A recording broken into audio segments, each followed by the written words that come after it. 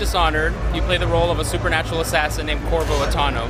At the very beginning of the game, you have been wrongfully accused of the murder of the Empress of the city of Dunwall, which is where the game takes place.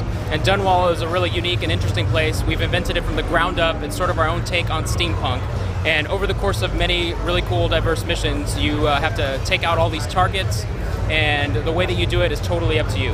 When we were thinking about how to build the city of Dunwall, we started by looking at places like London in the 1600s and seeing what was going on then with all the plagues and the great fires, and and as we went through history, we started to get really excited about like industrial revolution type stuff, and so Dunwall ended up being this city with those kind of influences in it.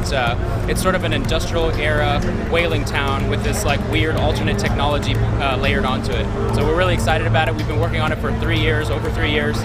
And we hope everybody loves it as much as we do. When we think about the different ways that players can approach the game, it is a really hard problem for us as developers, but we just try to make sure that whichever path you decide to take, it works as a narrow experience. If you want to be the guy who's just going to smash his way into a place and murder everyone inside and just do the main objectives, it totally works.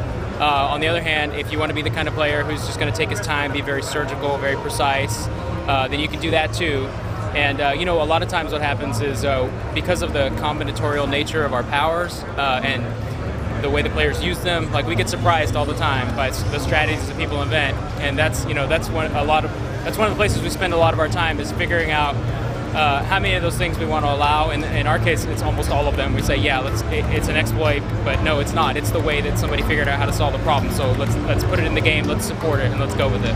When we're looking at the playtest stuff to get feedback on the game, it's the biggest challenge for us is communicating to players that there's this super rich world there for you to take advantage of, because you can't just sort of race your way through it. We allow that.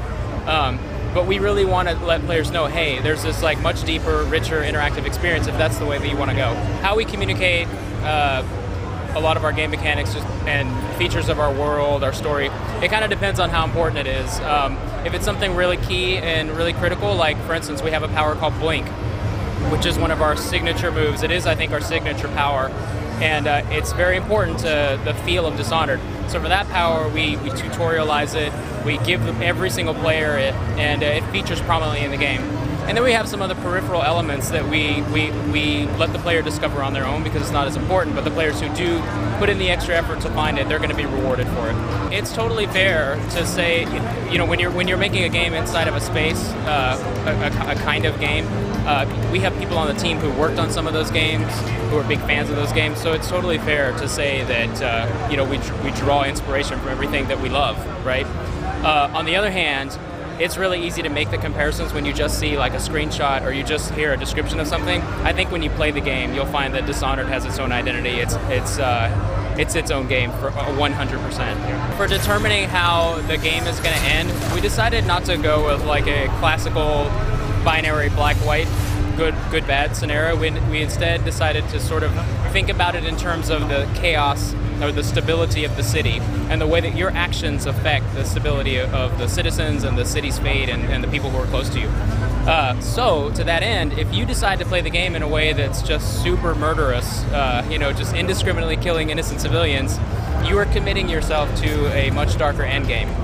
And there's a few local ripples too. Like occasionally, a certain character's path will be altered because of the way you played one mission. If you kill a bunch of the city guards, then you'll notice there's some subtle things. Like you'll notice, hey, there's more rats. There's more rat swarms that are crossing the streets now because the city's becoming unhinged a little bit. However, if you decide to play in a more careful way, then you're going to have a less dark ending.